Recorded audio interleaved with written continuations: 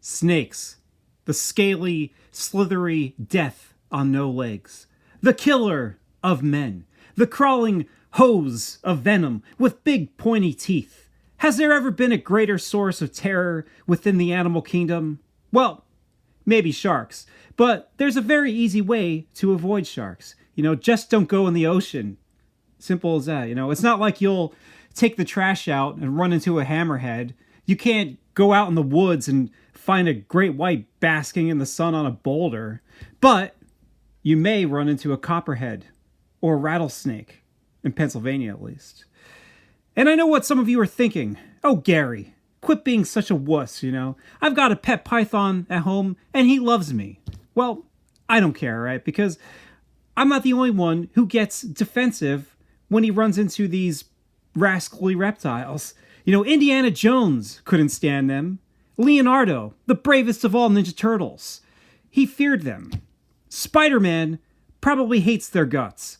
And the manliest man of all, Pee Wee Herman, he nearly died of fright trying to save a slither of snakes from a fire.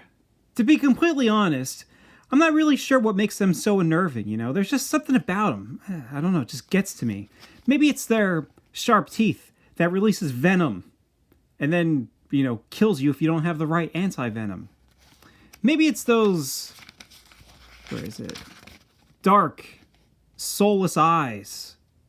Or maybe it's because a lot of them just look like they're pissed off all the time, just so angry, like they're looking to bite you. Maybe it's because the ones that don't poison you pretend, that they want to hug you. But are they really trying to be affectionate? No. They just want to suffocate the life out of you before swallowing you whole, Not cool, man. Not very friendly. Maybe it's because a snake killed your favorite wizard. The wizard that should have been revealed to be Harry Potter's real father. Maybe it's because many people believe the serpent is the reason why we all have to live in this nightmare of an existence. Where we all have to work 5 days a week and your one coworker keeps on playing the same playlist that includes Meghan Trainor, Bruno Mars, and Train every single gosh damn day. Damn snakes.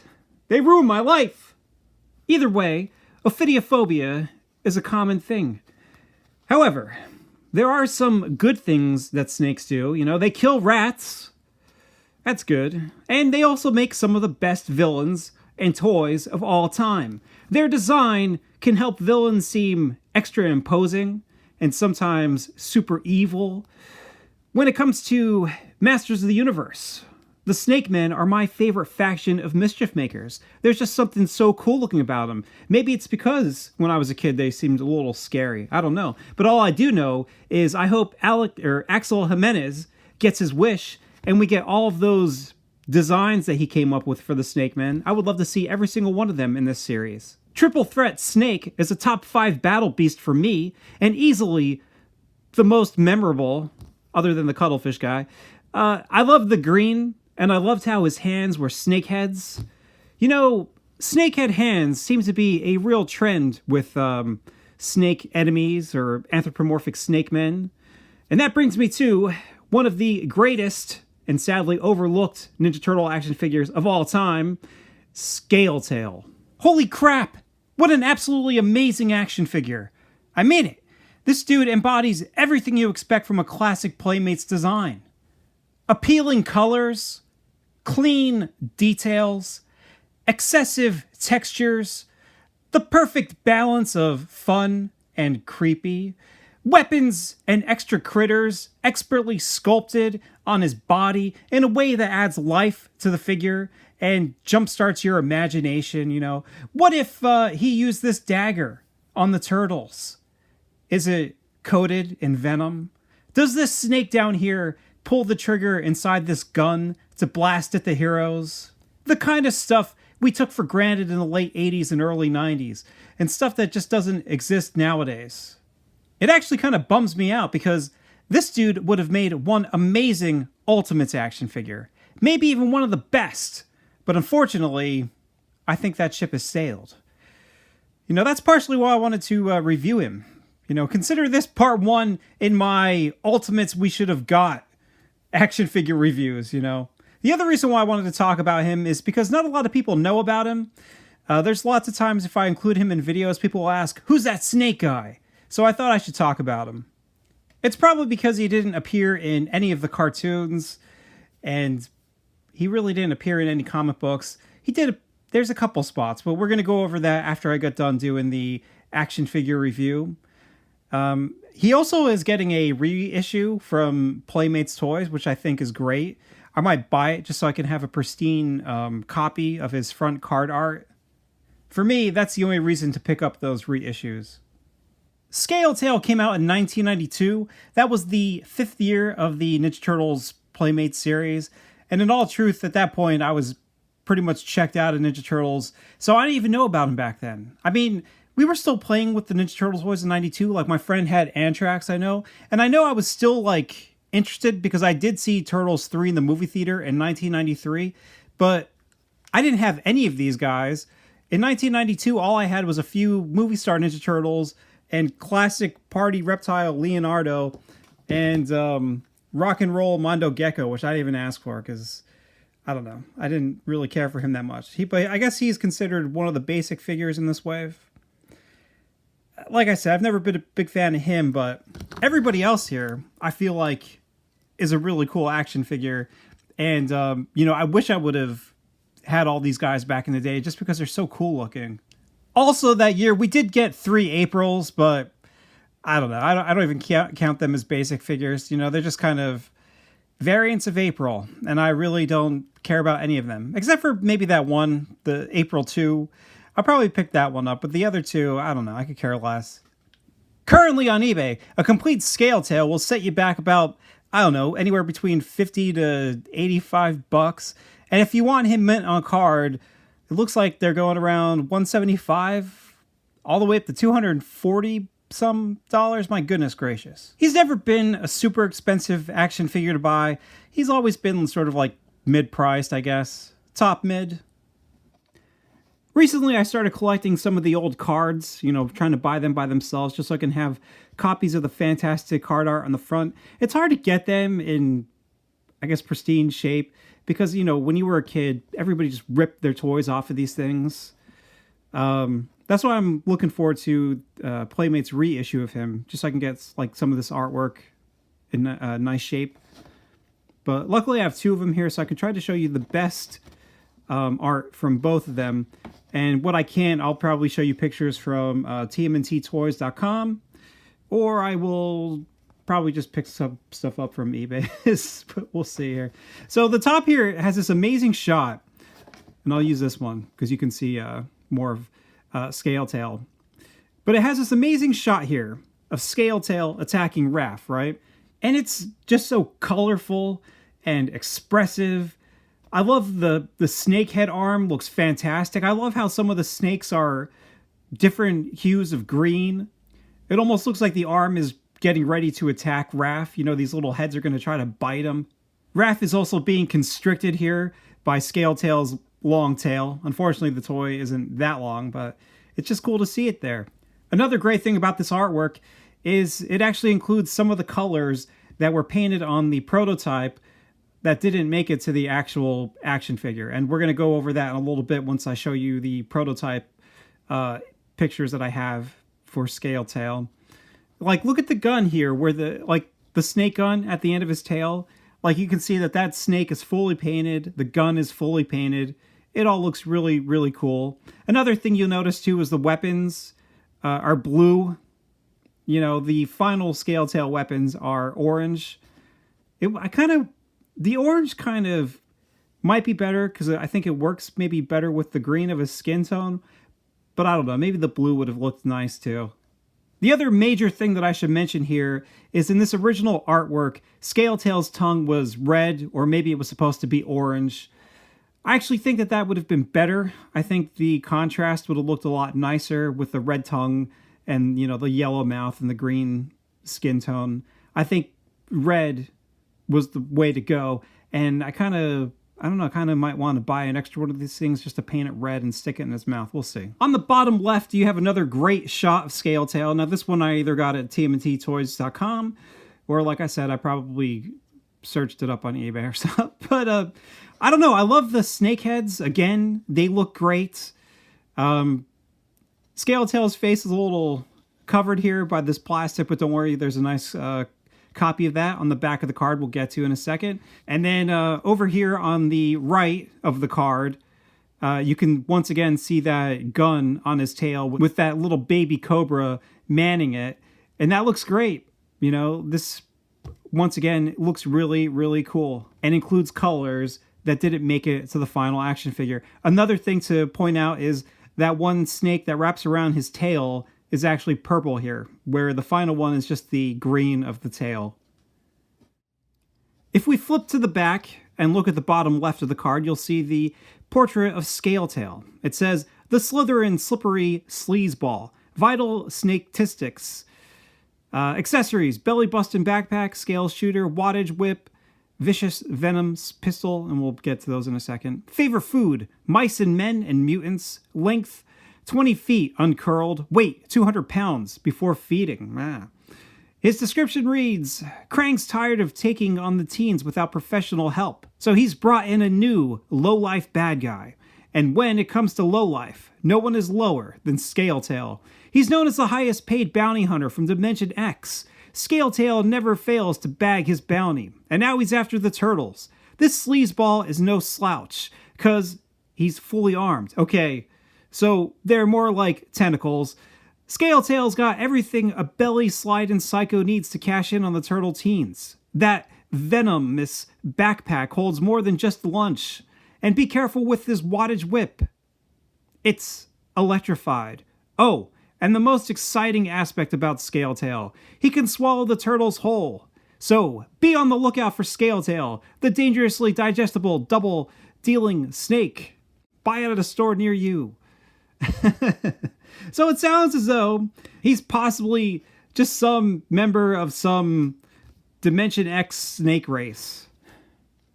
Another important thing to point out is on the back of this card, it says that Scaletail was created by Michael Dooney. Yeah, the one and only Michael Dooney, the guy who painted the original Ninja Turtles #4 second print cover. You know, the amazing cover that became the NES cover of the very first Ninja Turtle game.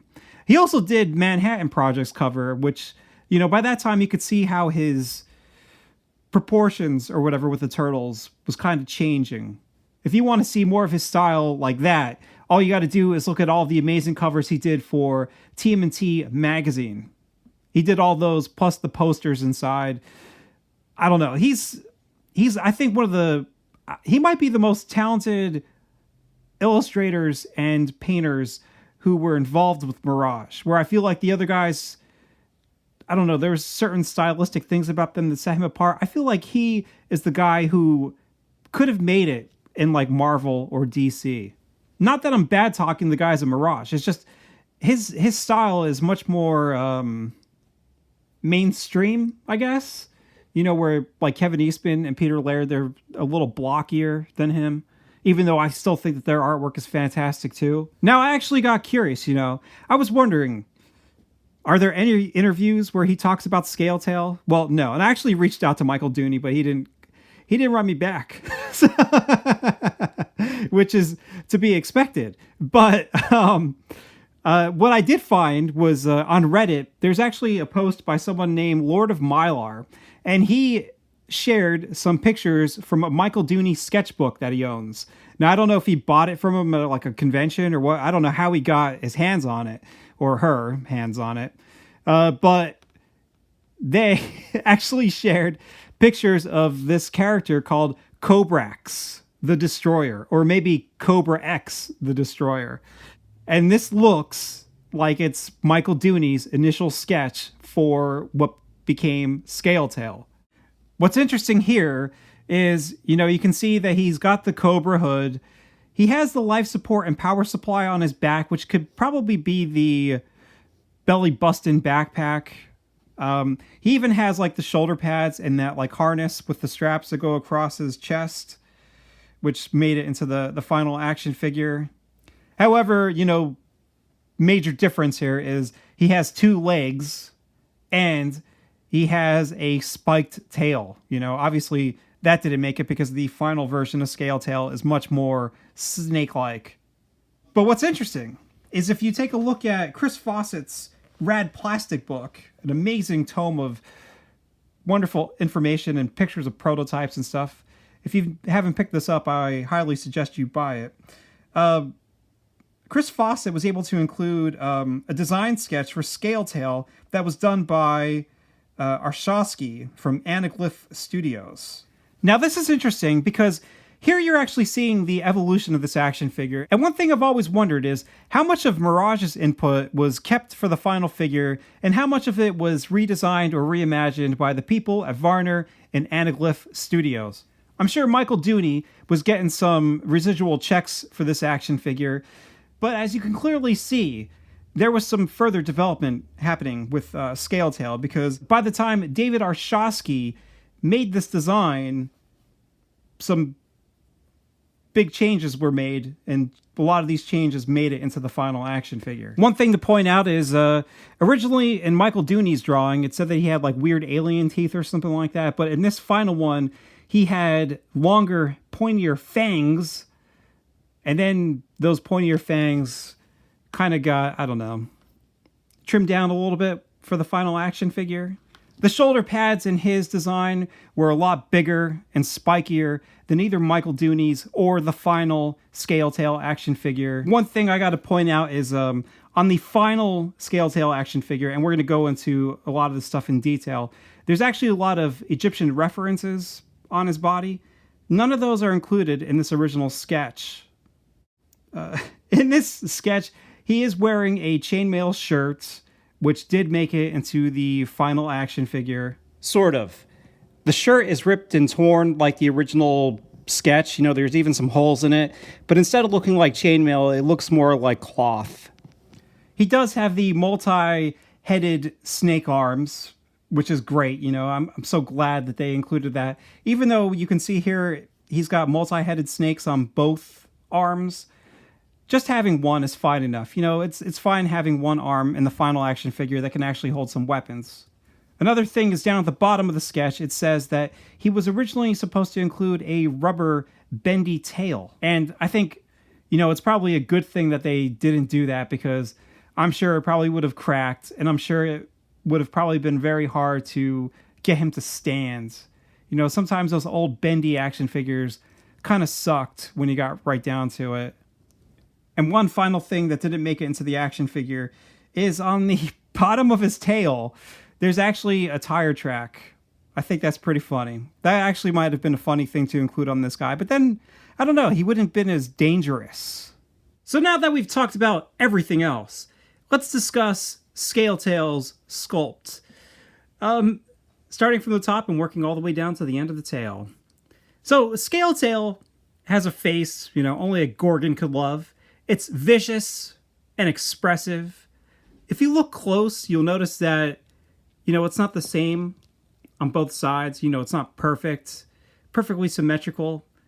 Unlike a lot of action figures nowadays, it, you know, gives him a little more life, makes him look a little more natural. The paint is pretty clean on mine. There are some spots where, I don't know, the white of the teeth didn't completely go over the tooth, so there's some yellow sticking out behind the white. You see that? That kind of, I don't know, you don't really notice that when you're just kind of looking at them from a distance, but up close, you definitely notice it. One thing I really like about the face is the use of 3 different greens. You know, you have sort of this like, I don't know, pea green skin tone or scale tone. And then around the eye, you have much more of a forest green.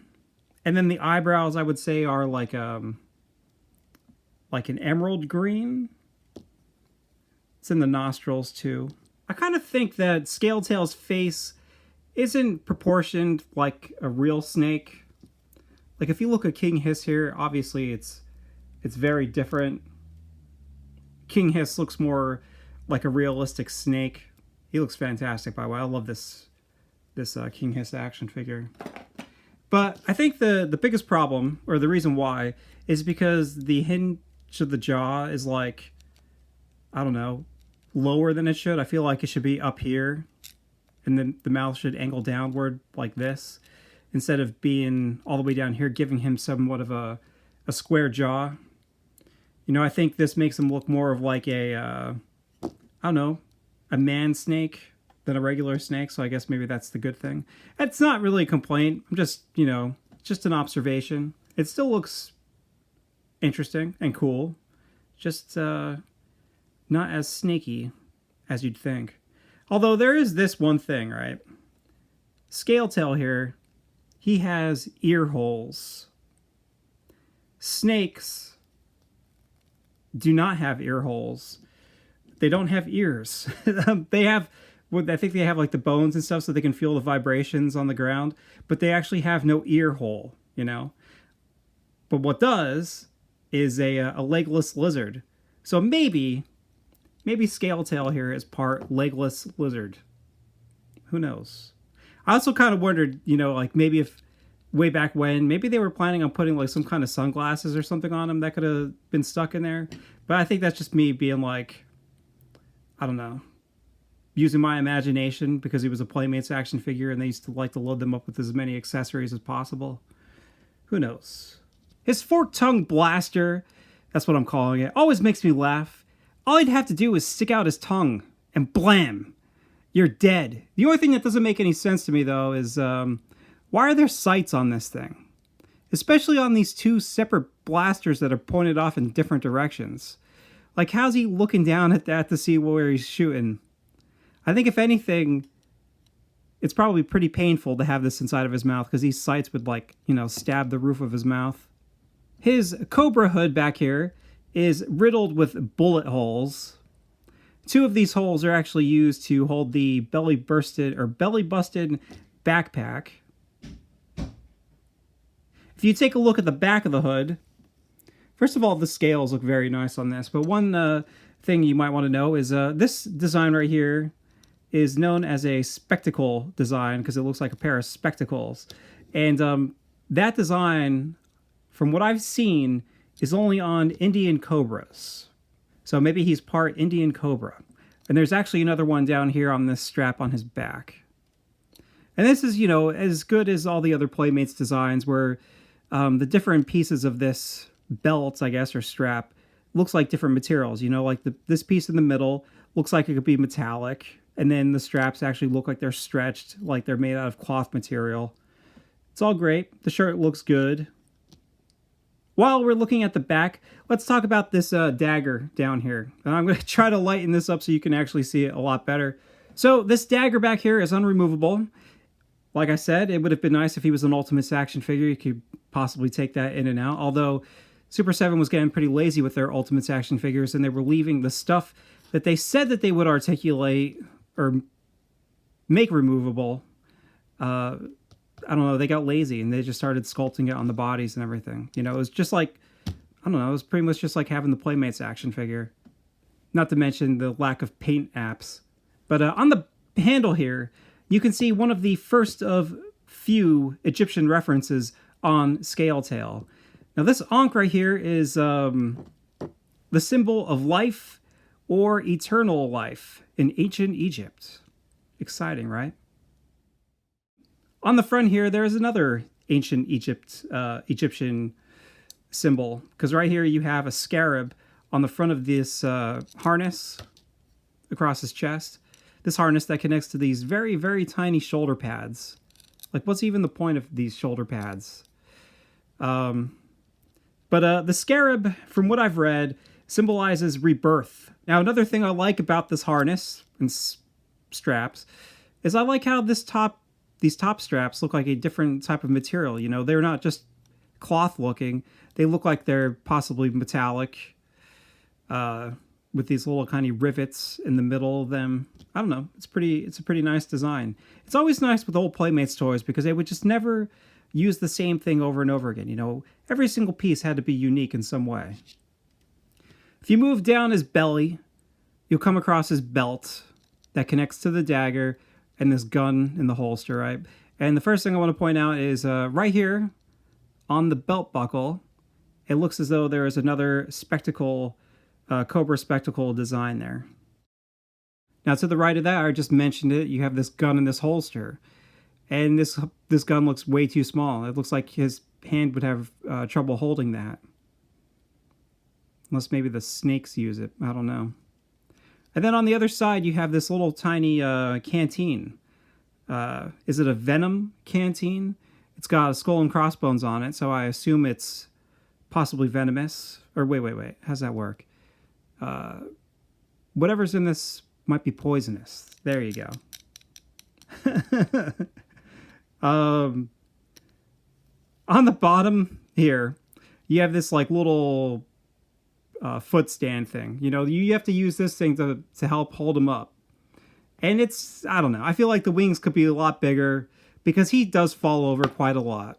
Even though I was complaining about if he was rubber, he'd probably fall over a lot. This does a decent amount of job of trying to balance him, but I don't know, it's still kind of difficult. He'll tilt over if you're putting on something like a little lopsided, I guess. This design, I also wanted to point out, I believe is also another Egyptian reference, right? Because it's got 2 serpents and 2 wings, right? And I kind of feel like they are trying to reference the goddess Wadjet, I think is how you pronounce it. It's Wadjet. That's an Egyptian goddess. And that goddess is often depicted as a cobra with wings. And Wadjet was the goddess of serpents and the protector of kings. We're all learning something here today. I know I didn't know any of this before this. If you go all the way upward to the arm, and we'll get to the arms before we get to the end of the tail here. First, we'll discuss the triple thread snake arm. Now this thing is pretty gnarly looking, and I just love it. I love the snake heads. I think they all look fantastic. I think the paint looks great. I love how even though they painted the whole mouth and the teeth red, it looks like their mouths are filled with blood, all right? You know, it doesn't matter that they're not white teeth. They look great. They look scary. They look dangerous. Every single one of them looks nasty. What I also love is, you know, the amount of detail here where you have all these segments going down their bellies. And I also like how you can sort of figure out, if you look at them, you can kind of figure out how they unravel. You know, that's like something I would do as a kid when you would have like maybe artwork or something like that of like just something very intricate. You would like imagine in your head, like if these things pulled apart, you know, how would they move around? Like I could do that all day with this thing. Here's a question for you. Do you think each one of these snake heads has its own brain? Or do you think Scaletail controls all of them? On the other side, there's this arm that's much more of a man arm. He even has like fingernails and wrinkles across the fingers. That looks all fantastic, by the way. I love the knuckles and everything. I love how every scale is, you know, different. It's not just a uniform pattern. There's big ones, small ones. It all looks pretty awesome. Now, the thing that you really have to point out here is that it looks almost like I don't know, it's got like this arm brace on it, right? It goes across his bicep, and the arm brace comes down to this somewhat futuristic looking weapon, which I think is interesting because it's like you have all these Egyptian references from the past, and then you just have this like science fiction arm cannon right here. It's like he's too weak, he can't hold it up, so he needs this arm brace to help him. Over here, right underneath his deltoid, you have this armlet, right? Now, in my opinion, this looks much more like a Greek armlet than it does anything Egyptian. It's my own personal opinion on that one. All right, if you move down the tail, there's nothing really interesting on this segment, but down here in the middle segment, you have this little tiny snake buddy, who I said before was supposed to be purple in the card art. He looks pretty good. He's a little flattened, but he still looks like he's alive and kicking it. You know, it's kind of like if he wrapped his tail around somebody, that snake might like bite them. Maybe it's a little poisonous snake sucking onto him. It kind of reminds me of like one of those little sucker fish on like a whale or whatever. And then down here, you have a very cool looking blaster. Very highly detailed looking blaster, right? And I showed you before the different colors. You know, this was supposed to have like purple on the barrel, and I think there was supposed to be purple on this line and whatnot. But the coolest thing is you just have another one of Scaletail's little buddies here.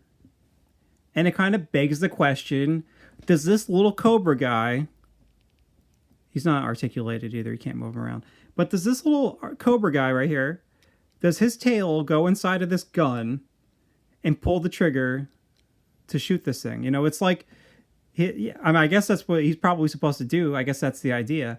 But I don't know, it's very cool looking. And I like it because if Scaletail is facing this way and fighting guys and shooting this way, then you have his little buddy back here shooting this gun behind him. You know, that way he's covered on all sides. Or, I guess, front and back. Well, no, you got these guys on this side too, right? And he's shooting. And then he's shooting up front. Yeah, so he basically can be defending himself in all directions. And look at this. There's another little snake sculpted on the gun. Very neat. One of the best things about Chris Fawcett's Rad Plastic book is, you know, it usually includes shots of the prototypes, and it also includes pictures of the original paint masters. Now, this is pretty interesting, right? Because you can take a look at what we got and what they had originally imagined Scaletail to be, right?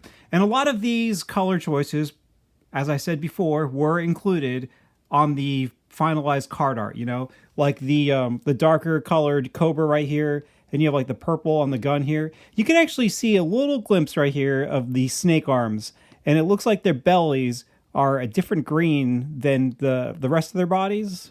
Then, of course, you have like this black outline around the ankh.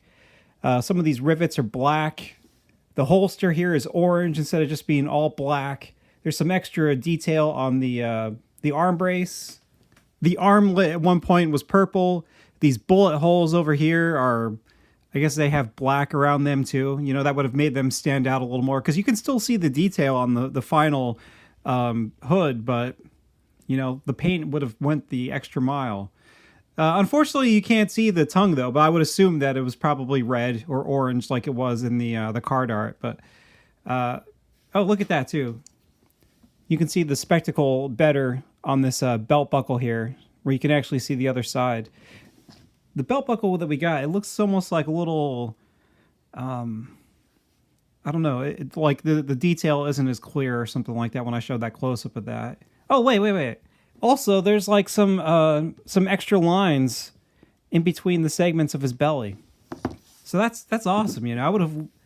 I would love for somebody to do like a Paint Master version of Scaletail. I would say I would do that, but I know I will never do that because I'm lazy. And I would buy a second Scaletail and never do anything with it. When it comes to articulation, Scaletail has more than the average Ninja Turtle action figure. I think the average point of articulation for those old Turtle toys is like 7, but he's got a little more than that. You have a swivel in the neck here, but you can only go so far because it'll be stopped by this forked tongue blaster in his mouth. And that forked tongue blaster is actually connected to the hood back right here. You see that? There's a little peg hole and then goes in there. So, you know, I'll say this. Lots of times when you find loose copies of him on eBay, they are missing this blaster. And in order to just buy that blaster by itself, it could run you a pretty penny. So if you can, make sure you buy him with that in his mouth. The shoulder joint over here just swivels. Unfortunately, there's no other points in here. Although it probably would have been weird if they tried to put something in there. This shoulder also swivels, but it gets stopped by the shoulder pads and also the hood. So you can't go all the way around. Not like you'd want to anyway. The bicep here swivels around. And I will say this. Because of the angle of his hand, it makes it kind of difficult to, like, I don't know, point the gun at people in a way that looks cool. Like, it's always, it's not straight like you would hope it would be. There's a point of articulation right here in the chest. There's a swivel. And lots of times I'll like have him standing there and I'll be like, man, he looks short. But as soon as you swivel him right in the middle, you're like, oh, now he's taller. But down here on the tail, This whole thing is segmented and articulated, so that way you can get like some nice poses. It is a little tricky, as I said before, trying to get, like, you could do different things with this, but trying to get him to balance can be a little tricky because these wings don't do much to balance him. But I mean, this articulation is just like the articulation that you probably saw all the time back in the 80s and 90s when you would get like those generic snake toys, probably from like the dollar store or something like that, or maybe in a gift bag. Yeah, I'm sure you've probably seen it. Unfortunately, I don't have one. But that's it. You can try to coil the tail around them a little bit. You can't really wrap it around people. It's not long enough, unfortunately. Ooh.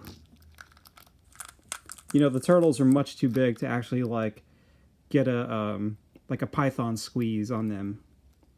This guy's not a constrictor. He's just a biter. And that is all. Now on to accessories. Scaletail has 4 accessories, and surprisingly, only one of them is really snake inspired. I mean, all the other ones are kind of like generic space weapons. The final accessories we got are all orange, but if you look at the back of this card right here, you can see that originally they were all meant to be blue. They also had multiple colors on them too.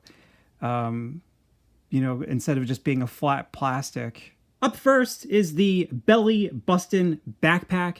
And right now I'm going to apologize to everybody out there because, I don't know, for whatever reason, I always have such a hard time shooting orange objects. They just never photograph right. They're either too dark and you just can't really make out the details. So I'm going to do the best I can to try to give you the nicest looking pictures of these.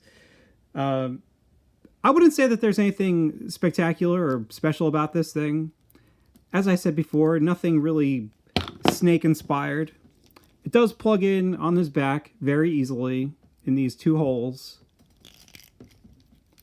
And one thing I will say is having the backpack on the back of his hood actually helps balance him a little bit. It adds a little bit of weight and it kind of pulls him back and allows for him to stand up a little easier than if you don't have that on the back of him. But as I said, there's nothing really special going on here. It's just generic stuff. You know, there's some dials and switches.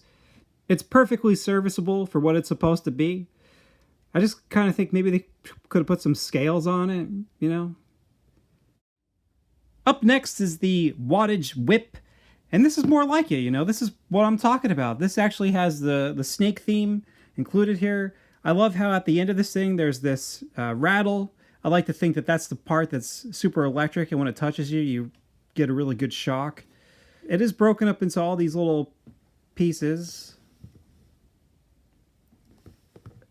If you look at the handle has some nice detail on it. There's actually some buttons and things on there. On the other side, it looks like, I don't know, maybe there's like a grip or something. But it fits in his hand really well. But as I said before, I don't know. It's just because the hand is not straight, it kind of angles weird. I guess maybe that might be a little more dynamic, having it angled out like that, like whipping people at an angle. Here is the scale shooter, and like I said, look at that. See how it's angled? It drives me crazy. Like it's just not good. It's not good. The interesting thing about this is a weapon that also has a brace on it, or something that's helping him hold it into place. So he's got a brace holding up the gauntlet, and then he's got a little piece coming off the back of this gun to hold that straight too. This dude is weak. You know, snakes are supposed to be strong. After all, king cobras can raise 1/3 of their body off the ground. That's like 3 to 4 feet. But this is cool looking revolver or blaster, even though it doesn't have any snake-inspired stuff on it. It's got some spikes. I guess maybe you could pretend that is somewhat snaky. It looks like it has 4 barrels. And both sides of this thing look really cool, but I don't know, even just getting that around his wrist, like trying to get him to hold the handle and then put that piece around his wrist, it can be a little tricky, you know? Like it actually has to bend to get into this place. So I don't know why they made it like that. I almost kind of feel like it was a weapon for a different character, and they just decided to give it to him. Although maybe, I don't know, it kind of matches the backpack, so maybe I'm wrong about that one. And finally, you have the vicious Venom pistol. Now, I'll be honest with you, I kind of think the back of the card messed up. I kind of feel like the other weapon should have been the Venom pistol, and this should be the scale shooter. You know, because the other one actually looks like a pistol. And the other thing I'll be honest about is I'm confused by this weapon. It's a cool looking weapon. It's all futuristic and stuff. It's neat. But, like, it has no real handle, right? So, are you supposed to put it on his hand like this? Where it barely stays on? Are you supposed to try to put it in his hand? Because you can't really do that. Or, what I've been thinking since I got this guy, are you supposed to put it on the tail? Are you supposed to clip it back here? But, like, you could, like, have it, like, sitting on the ground next to the snake and maybe have them firing at the same time. You can't have it, like, up with the snake. Because, I don't know, it just doesn't look right. I guess maybe you could pretend that that little Cobra buddy is, like, really efficient with heavy artillery, and he controls both of them. But, I don't know. It's just weird. Or do you put it, like, on another part of the tail? I guess you could put it here. That's actually, it actually has a good grip on there, because I think I'm stretching out the grip. But, you know, that would make sense, because then you could also pretend that, like, this one is shooting this direction, while the little Cobra is shooting in that direction. So where do you put this thing on this guy? What do you do? Because the back of the card doesn't tell you. I haven't seen any pictures of him using this. The Playmates Teenage Mutant Ninja Turtles 1992 Scaletail is one sly slayer of turtles. He lures you in with his hypnotic detail, and before you know it, click, he ends your life. Your personal life, that is. You know, after your significant other finds out that you just spent $250 on buying a mint on card copy of him, you're out of the house. Good job. So overall, I think Scaletail is a great action figure. Probably one of the best. You know, he's definitely one of the most unique figures in the whole Ninja Turtle series. He looks menacing. He looks deadly. You kind of wonder, though, why Krang didn't hire his services earlier. I mean, come on. Bebop and Rocksteady, how many times can they fail before you get somebody who looks like he can get results? One of the best things about him as a toy collector is his tail gives him kind of a larger presence than the other figures. You know, he really stands out on your shelf and looks different. Even though in some of the shots in this review, I did use the original 1988 Turtles, I think like lots of the later TMNT toys, he looks best fighting the more expressive storage shell turtles. I think because their faces look more expressive, exaggerated. But in all honesty, you can't go wrong mixing and matching him with any of your Ninja Turtle action figures. And another bonus is he looks great next to the Toxic Crusader toys.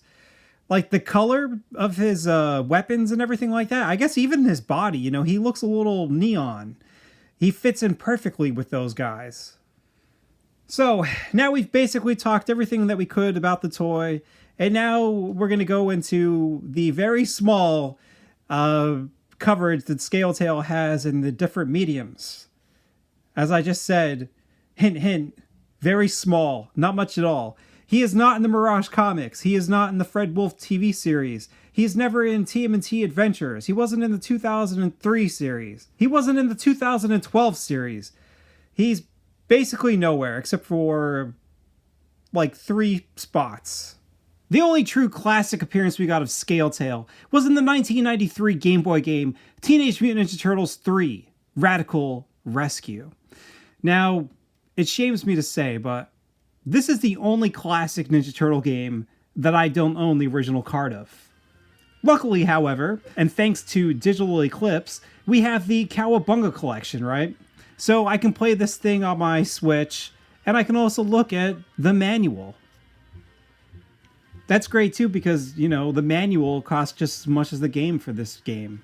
So in here we have a very rare illustration of Scaletail.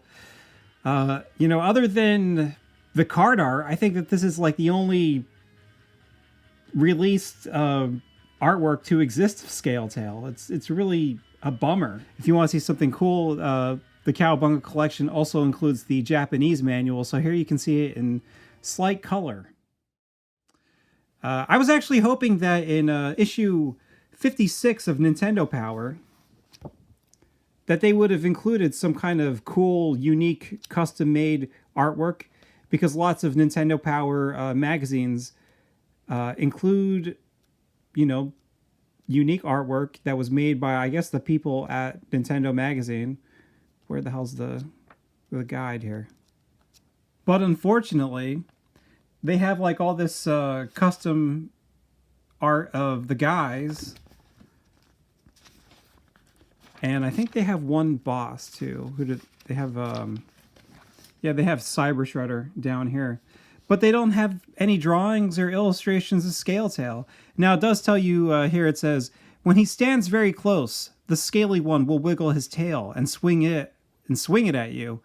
Try to provoke him, though, as this is the best time to attack. Run underneath when he jumps and hit him from behind.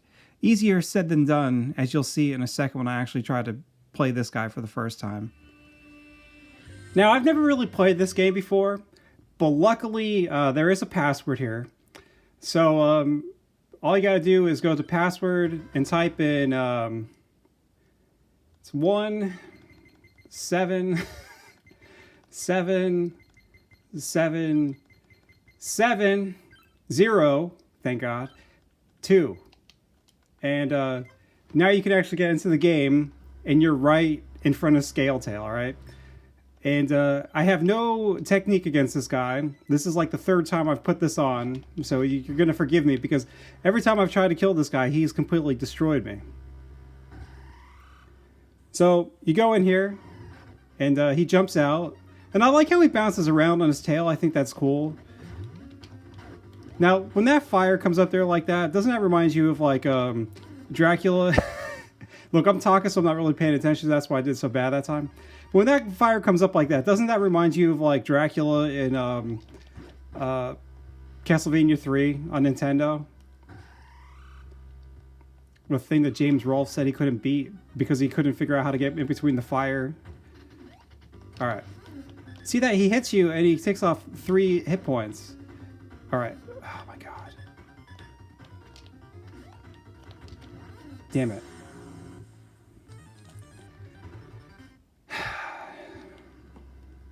Let's try this one more time. I like the sprite. I think it looks really cool. You know, it's great to see it on this big TV too. I like it. Oh, you know, I wanted to point out, I really love the 3 snakes. They still put that 3 snake hand on him. And they're like such cute little heads. Oh my goodness. See, what are you even supposed to do? Look, I'm not... I'm not someone that sucks at video games, alright? I could beat Contra without dying. I could beat Ninja Gaiden 1 without dying. I could beat Ninja Gaiden 3 while dying, but I can still beat that. You know, I can beat all the Castlevania games. I can beat lots of stuff. But, I don't know. I guess I just gotta learn the pattern here. Because, alright, he like sucks in and then he shoots his tail out, right? But then other times he doesn't... Alright. Okay. See... It's just, there's not enough room to get away from him, I think. Let's try this 2 more times. And maybe I'll survive. Alright, come on, buddy. Alright. Alright, you can duck and that thing will miss over your head. But look, he blows you right at that. See, I think... Maybe I gotta pay attention to whenever he lands on the ground not to go in for an attack. Because every time he does that, he always swings the tail at me. So let's see. Last time, and then we'll move on. Duck, attack. Oh, he blew me that time. See, that fire took away 4 hit points. Alright, that's enough. Let's move on. Moving on to the modern era of Ninja Turtle comic books, we have a version of Scale Tail that appears in the IDW comic book Teenage Mutant Ninja Turtles Black and White, or Black, White, and Green, #2. Now, I can't tell if any of these stories are supposed to be in regular IDW continuity, or if they're all just supposed to be like one-offs and what-ifs and whatevers. I kind of feel like maybe this one is supposed to be in the regular continuity of IDW. I don't know. One of my favorite things about this storyline is just the artwork. I think it's great. The story and artwork is done by Gavin Smith, and this story is called Buddy Count. A lot of the panels are filled with incredible detail. Look at Casey Jones's face down there. It looks fantastic. And the storytelling is pretty good too. One of the best shots, however, is the one that opens up the story, where Casey Jones throws this punk right through a glass window. First of all, look at all that glass that's there, and look at the snakes that are around him. I think most brutal of all, this poor punk has got some glass stuck in his face. Man, that sucks. Did you ever see that Venture Brothers where Dr. Venture flies through the window, the skyscraper, and he gets glass all in his body, and he like passes out from the loss of blood? Love the Venture Brothers. That was one of the later-ish episodes. Anyways, in this short story, Casey Jones is trying to find out why the Viper Boys are stealing the city's snakes. After interrogating this one Viper Boy, Casey heads to the Viper's Nest, which is their headquarters. Yeah, some secret headquarters, the Viper's Nest. And again, like I said, look at the artwork here. It's fantastic. Even that building, I'm sure he's probably using something to draw that, you know, some kind of help. There's something, I don't know if he freehanded that or not. It's tough to tell, but it all looks good. So, here in the Viper's Nest, he finds tons of snakes, a giant vat of mutagen, some Viper Boys, and their leader, Bobby Viper. In true Casey fashion, Casey tries to take on all of the guys, but he gets his ass kicked a little bit, and it's not until Michelangelo shows up that he's able to overcome this group of gangsters, or I don't know, they almost, I guess they're punks, right? Now here's where I might be a little critical of Gavin's artwork, and it's just a little thing. I don't know. There's something about his Ninja Turtles. They're just so like tall and elongated. I don't know. I prefer my Ninja Turtles to be a little squat, shorter, but still like the detail is incredible in these panels. So Mikey and Casey are able to take out every single one of these Viper Boys, with the exception of their leader, of course, Bobby Viper. And here on this page, Bobby reveals what his plan was all along, you know. His plan was to mutate his entire gang and himself into snake mutants. And while the heroes were distracted fighting all of his subordinates, he's been getting this giant vat of mutagen ready to mutate himself. Now here's where things go a little amiss for Bobby Viper, right? Because whatever type of snake this is, it bites him right on the neck, and then the both of them fall into the vat of mutagen. Almost instantaneously, Bobby emerges from the vat, transformed into a half-man, half-snake. He quickly gives Michelangelo and Casey Jones a good shot, and then when you think he's about ready to deliver his killer blow, a giant snake emerges from the vat. And who does he look like?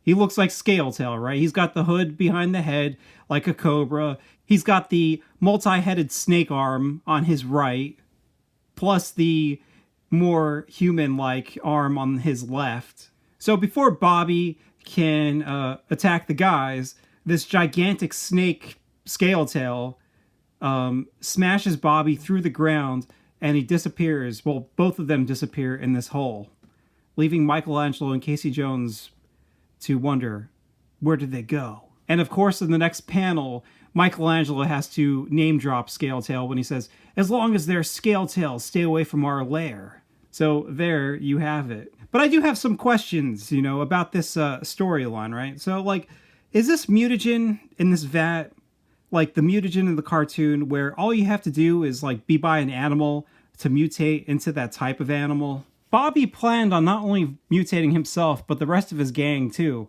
Like, couldn't he have just used one snake and all of them touch it and then, you know, get into the mutagen and turn into snake men? Why do you have to steal so many snakes? And that's, you know, basically it for Scaletail and Print. But finally, a version of Scaletail almost appeared in TMNT Mutant Mayhem. So if you look at Justin Runfola's website, I think that's how you pronounce his name, you can see that Scaletail would have indeed appeared in that video, or in that movie. I think it would have been amazing to see him in that. I actually like that movie. Even though the turtles kind of get on my nerves, I felt like the overall movie was fun to watch. And I liked the animation style. This design says that it was done by Woodrow White. And if you want to know why Scaletail wasn't used in the film, Jeff Rowe, the film's director, said in a Collider interview that the animators complained that it was too hard to rig a snake. Are you kidding me? He should have fired those lazy layabouts. Don't they understand that pain makes better art? Too hard to rig a snake. Come on. And that's it. Except for one thing that I want to touch on very briefly on my way out, all right? And that's other snake characters. Now, to wrap up Scaletail, here's what I hope happens with Scaletail in the future. I would love to see him in the Mutant Mayhem sequel, and I would also love for NECA to create a what-if Scaletail action figure. You know, as if Scaletail was in the cartoon. Now, we're going to get to the actual cartoon snake character in a second, but he's just got such a cool design. I don't see why you couldn't have both snake figures in the series. Plus, Cobrato is he's more, you know, man snake than snake man, I guess. Does that make any sense? He doesn't have a tail. He's got legs.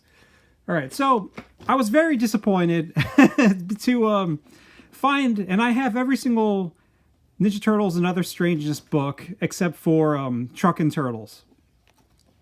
I was very disappointed to find that there does not exist any snake characters in this RPG series. There's not even some kind of entry for generic snake characters. They have a whole thing on different types of mutants in here. And, you know, Snake is not included. What a bummer. The actual first snake character seen in print is a character named Snake Eyes. Let's see if I can find him in here. There he is. This artwork is done by A.C. Farley, and look at that. It looks great. Snake Eyes is a pretty cool character. He seems... I couldn't get a good understanding of if he's supposed to be a villain or a good guy. He seems like he could be a mixture of both. The Mutanimals come across Snake Eyes in Mighty Mutanimals issue number 2. In this issue, the storyline in this series in the beginning is they are trying to find Jaguar's mother. I think her name is Jantara. So they fight this giant snake, and after they get done fighting him, they run into this giant creature or character called Snake Eyes. Now, Snake Eyes, what's interesting about him is on his forehead there's actually the symbol of Ouroboros, which is the snake eating its own tail. If you want to hear a great song, you should check out the song Ouroboros by Cursive. I love that band. But so Snake Eyes has the ability to hypnotize you with his eyes. And once you're hypnotized with his eyes, you actually remember past painful memories. And I believe he does that in order for you to get past them. But it just seems kind of like a jerk move that he just does it randomly on all the Mutanimals without their agreement. You know, he just does it. And then at the end of it, Screwloose bites him in the neck and tricks him into actually looking into a puddle of water. That way he hypnotizes himself. And what's the memory that Scaletail has? why he remembers being the serpent in the Garden of Eden who gives Adam and Eve the apple. And really, that's it. You know, he's a cool-looking character. I like him. I wouldn't mind getting an action figure of him from NECA. They would have to make him a lot smaller, though, you know, more in scale with the rest of the Mutanimals, because he's just too damn big. I think in this it says he's like 120 feet long or something ridiculous. Yeah, 120 feet, 1,000 pounds. Come on. But look at that. He wears shades. I should have pointed that out earlier. He wears those cool shades, and he takes them off to hypnotize people. It's been a while since I read these. I've been meaning to go back and read all my old Archie comics because I love that series so much. The next Snake character is Krissa from the IDW comic books. Now, I go back and forth with IDW. There's some things I really like about IDW, and there's some things I don't like about IDW. It's like a roller coaster, you know, I keep on going up and down. But Krissa here is a character that I think is fantastic, and I would have loved to have seen more of her because I think she's just very cool. First of all, this cover right here is done by Freddie E. Williams. Does he Freddie E. Williams the second? He always has the 2 next to it. He's not a junior. But that artwork is great. And then on the inside of this, it's also great. And this artwork is by Dave Wachter. The way he draws Krissa in here is just fantastic. You know, the scales look amazing. The colors by, I guess it's probably Rhonda Pattison. I think she does all of it. Pretty much every comic book by IDW she's coloring. But it's great. But as usual, she's also like, you know, a sympathetic villain. I feel like all IDW comic is just filled with sympathetic villains where you're supposed to like feel bad or there's supposed to be like a gray area. You never have any like truly like super evil characters, because even like the Shredder, he's like a good guy now and stuff. I don't know. It just, there's some things I like and some things I don't like about it, but I definitely like this character. She also appeared in the, I think it was the City at War storyline, which I don't really have many memories of. I think that was pretty decent. But she also shows up in the Armageddon game, and I hated that story. One of these days, I should actually like review some of the IDW comics, but I hated Armageddon game. I thought it was awful. It was way too long. And they just shoved way too many characters, and I didn't like it. But she also appears after that in The Untold Destiny of the Foot Clan. And I actually really liked that. I've actually really liked a lot of the IDW stuff after, you know, the end of Sophie Campbell's run. And geez, how could I forget? Krissa first appeared in Teenage Mutant Ninja Turtles Universe, number 19, and she was mutated into a mutant snake by Null. So originally she's supposed to be a bad guy on Null's side, but eventually she starts to work for Karai. The next thing to mention is in the 2012 series, Karai was mutated into a snake character. And look, she even has snake head hands. Of course she does, because all snake characters, except for Krissa and Snake Eyes, have to have them. And Cobratu, who we'll get to in a second.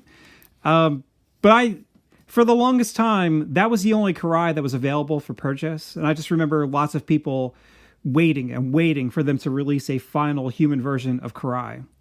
And one more.